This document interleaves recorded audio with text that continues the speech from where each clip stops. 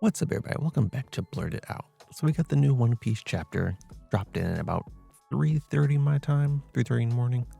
So I read it in the morning, and then I read it again before doing the pod. So we're going to be talking about that. Been kind of busy, so I might not have too many additional topics besides the new chapter this time. But we'll see when we get to the end. I might do some updates on anime and games, but not go in depth as I usually do.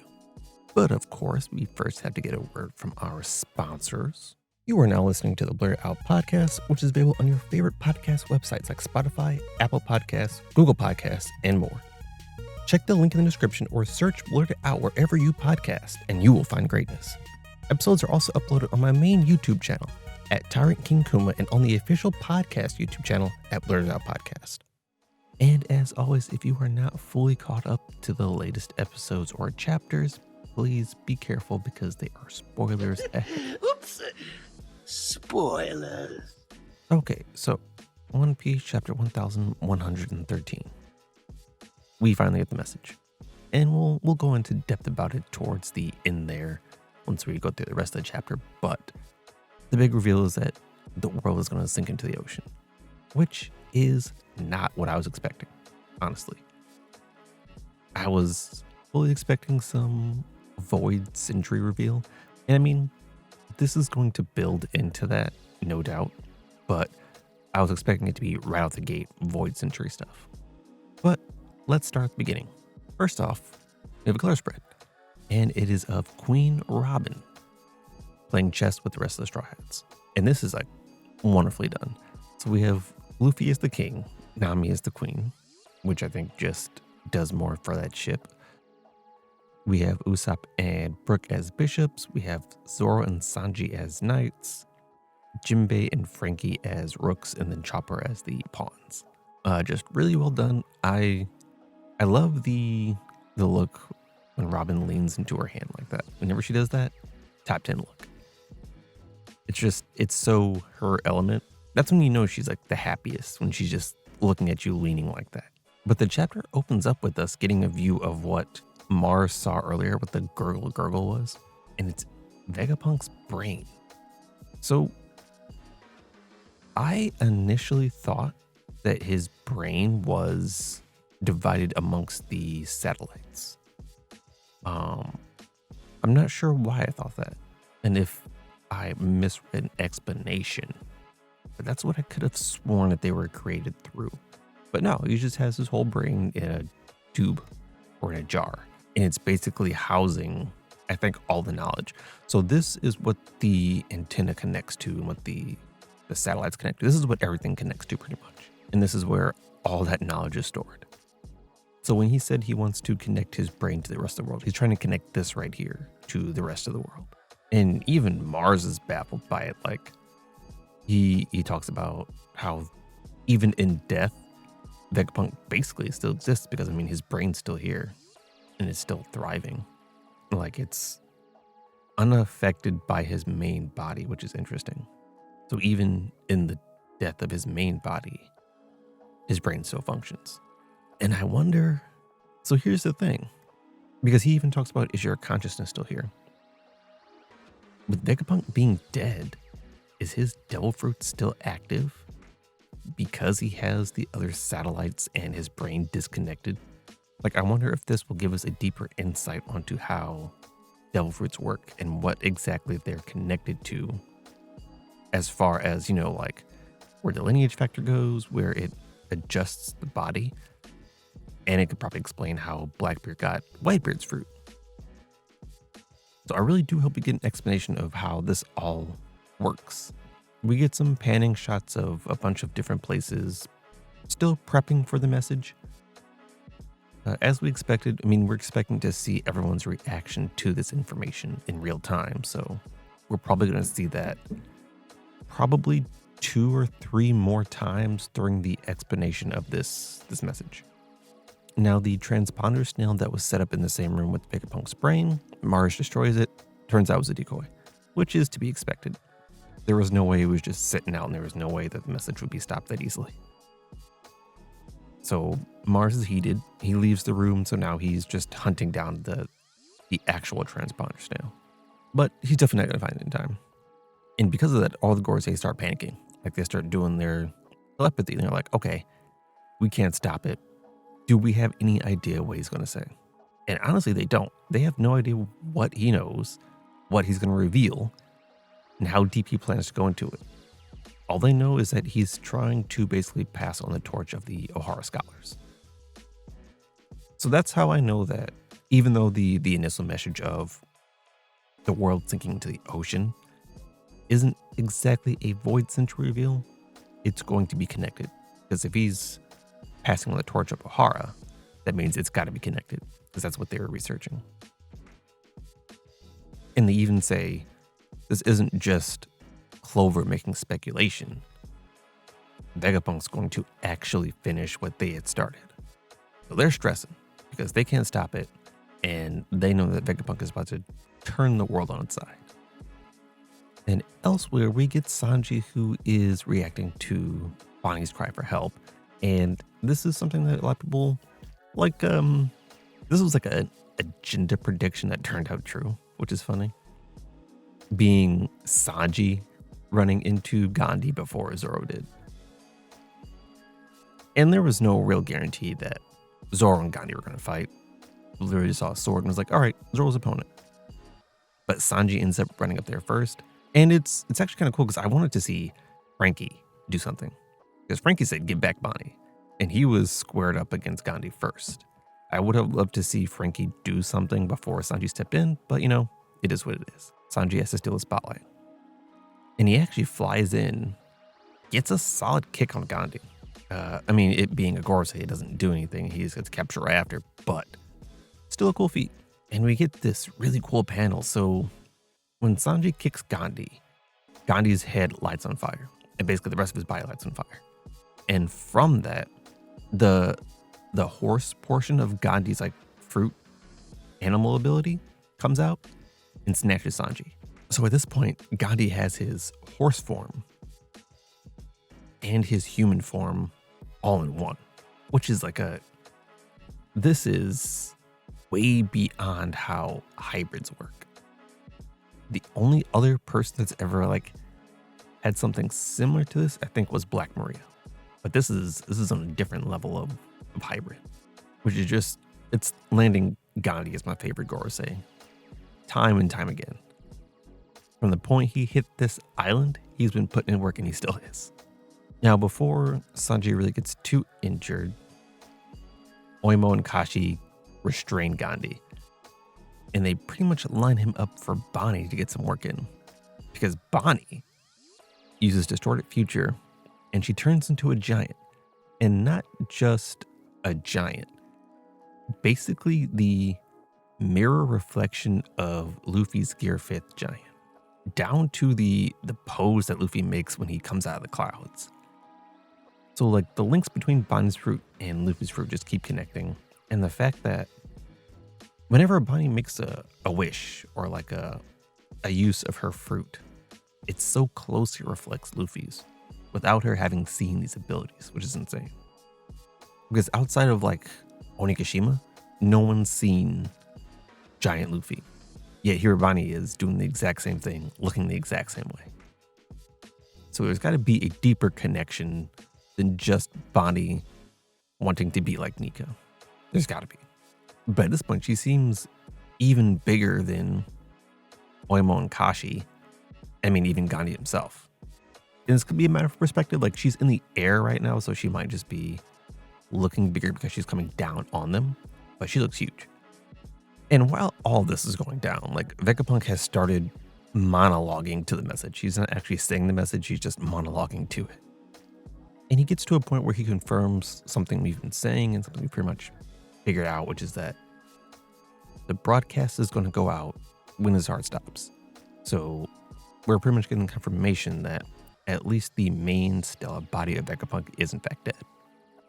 Like I said, we pretty much knew that, but it's always good to see the confirmations in story. Plus, we're getting this information for everyone around the world. Because Vegapunk is like a household name. People know who Vegapunk is. So when the world gets the announcement that he's dead, basically the world's like, okay, we just lost the biggest brain in the world. And they know he's done so much for the world. And they're basically wondering who killed him. We even get a panel of Caesar and Judge reacting to it. And even they're shocked about it. Because, I mean, they're rivals. Now, because the news basically pitted the Straw Hats as the captors of Vegapunk, it kind of gives off the narrative that the Straw Hats are the reason he's dead. But Vegapunk even kind of programs in a fail-safe for that, saying basically don't blame whoever strikes me down as evil, regardless of who they seem to be. So basically, don't believe what you hear, is pretty much what that is summed up. And I think he makes a valid point that, he's not here to discuss right and wrong.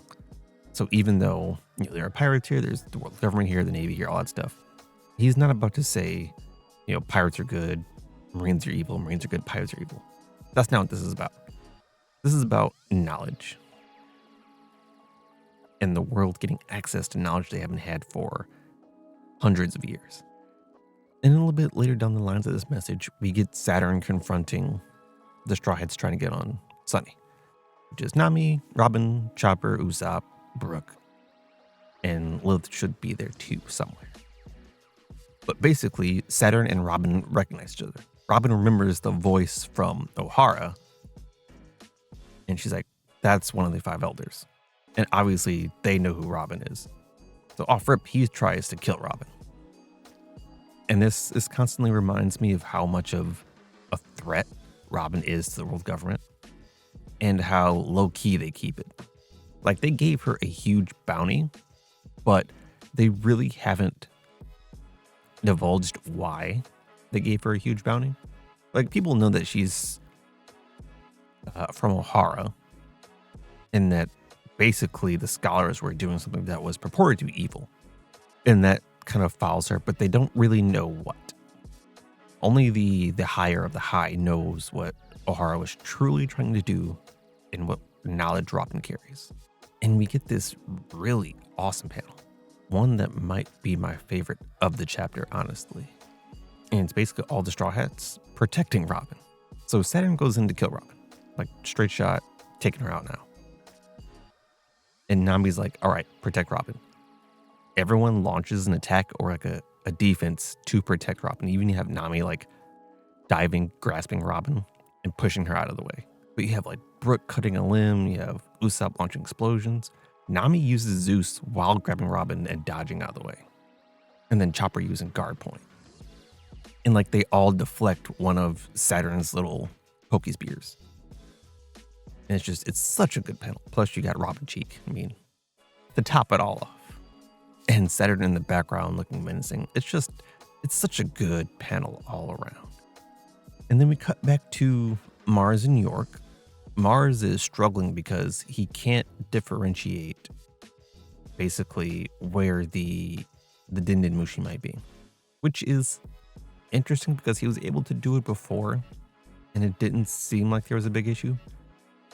I don't think there's a bunch of new life forms on the island.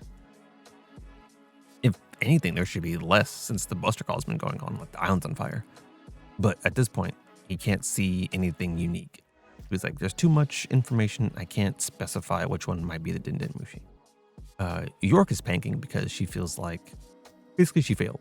And they're not going to make her a celestial dragon because Vegapunk's message is going out. She's trying to use her connection as a Vegapunk to figure out where it's been hidden. But at this point, it's going to be too late. The girls, they make one last ditch kind of like idea to just destroy everything. But because they want the mother flame, basically they want that research. They want the equipment. They want everything that's there except Vegapunk. So like we can't just blow everything up because we still need it. And we can't recreate it because we killed Vegapunk. So in other words, they played themselves hard.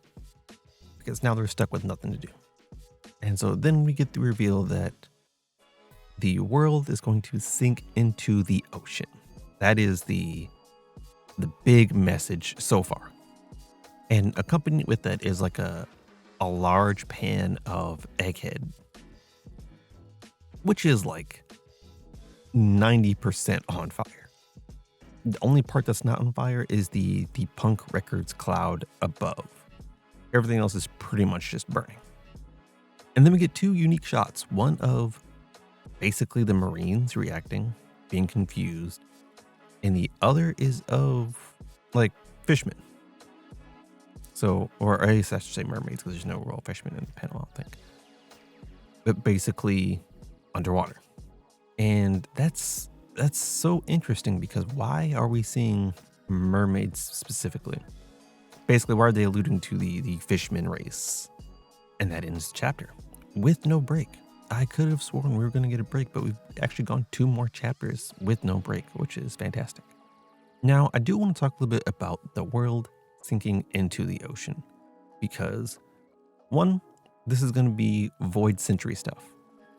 We know that, so we got to connect the world sinking to the other pieces of Void Century we've gotten so far.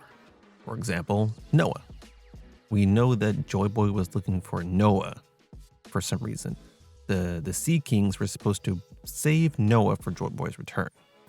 One of the major uses of Noah is to basically save life from an oncoming flood of the world. If Vegapunk's right and the world's going to sink into the ocean, you would need a giant boat to save everyone. In place, Noah. So that would explain why we have Noah, why it was needed. Now, considering Luffy kind of messed some of it up, it still exists, but Luffy kind of destroyed parts of it.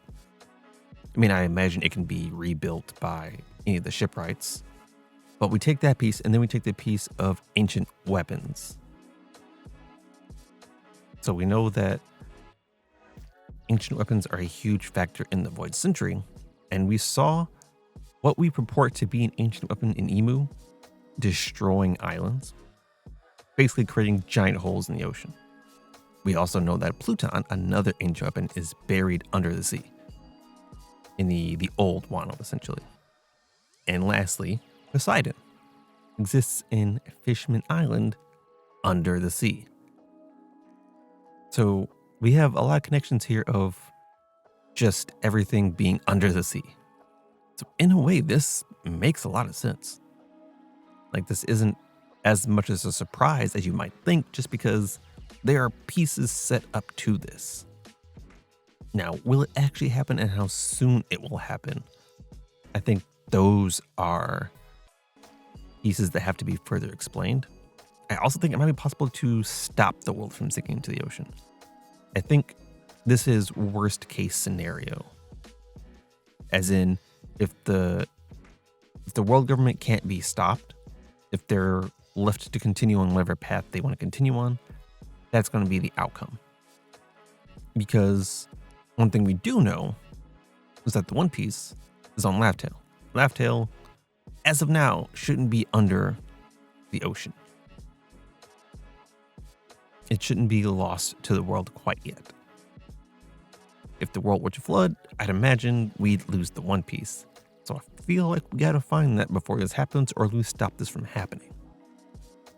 And basically all the prep, everything that we have set up for the world sinking, I think is a failsafe. I think it's there to use in a last-ditch effort to save as many people as we can. Now, the part that is a bit more confusing for me is when it comes to the ancient kingdoms. Because we know that there was an ancient kingdom that got wiped out by the new kings and was basically erased from history. What does that have to do with the ocean? What does that have to do with sinking into the ocean, pretty much? You know, is that what happened to that kingdom? Is it possible that that kingdom is basically under the sea somewhere? We've been getting like tidbits of ancient kingdom stuff here in Egghead, but we still need more. And that's what I think Vegapunk will get to. Like, I think Vegapunk is going to have to, well, obviously he's going to have to explain what he means here, but we got to get more of the ancient kingdom and we got to get more of the ancient weapons. I don't think he's going to reveal everything about the Void Century and like all the ancients. Like, I don't think we're gonna get the D reveal. I don't think that happens quite yet. Honestly, I think we get everything around it and just not that. I feel like he doesn't have that information, or at least what he has on that is only speculation. If we get the D reveal, that would be amazing. But I have a feeling that's not going to come quite yet. I think we still got some time before that happens. And I think as far as like the mermaid connection, I think that falls more to the Joy Boy Sun God Nika type lore, because we know that when we first brought up Sun God stuff, it was Who's Who and Jinbei talking about how the fishmen regarded a hero, Sun God Nika, in that same light. And if Luffy is basically Joy Boy who's going to bring about a possible sinking of the world, it would make sense that he's connected to the fish folk. So there are definitely pieces to connect here. We are obviously working towards a much bigger puzzle than we kind of initially planned, or at least I initially planned. But I'm excited to see where it goes from here. Like, I'm glad we aren't waiting that much longer for the message. Like, we obviously kind of drew it out here because Vegapunk was monologuing for the entire chapter until the last page. But the next chapter should just be lore content. Like, we shouldn't have to elaborate or monologue so much. We should just be getting into it. I think the most padding will come from the reactions of the people around the world, but that should only be a couple panels. But yeah, solid chapter. Like I said, I've been pressed with stuff, so I don't have as much to update you guys on as far as non-One Piece stuff. I've only been watching one anime right now, and that's Tomo-chan as a Girl. And I'm almost done with that. I have one more episode. That's been great. Just a nice, chill rom-com. You know, nothing crazy. But it's been fun. It's got a lot of good humor in it. It's got a lot of good characterization. I like the people in it. You know, it's solid all around. It's not cracking any top lists, but I do enjoy it. And it's one I've been kind of waiting to see. I've had it on the docket for a while now. And I was kind of just looking for an anime that wouldn't be too much, but I would still like be actively wanting to watch it. And so I picked that one. I will be done with it by the next pod. So I'll probably talk about a little bit more in depth than that. And if I start anything else, I'll probably add that to that as well. I've also been playing Persona 3 Reload, and I've been enjoying that.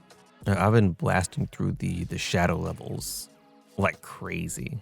Like, I think I'm on level 60, somewhere around there. Like, basically, no, not 60. I think I'm a little bit before that. I'm on the second block, and I think where I just stopped is the full moon to unlock that to get to the next one. Also, Uko is queen. That is my current social link option. Uko all the way. I wanted to do Mitsurugi, but she needs like the maximum level of academics, and I'm an idiot, so that's not working out. But yeah, I will catch you guys up next time with more in-depth stuff of what's going on. I should have more time then. But as for now, like, comment, subscribe, and I'll catch you in the next one. Bye.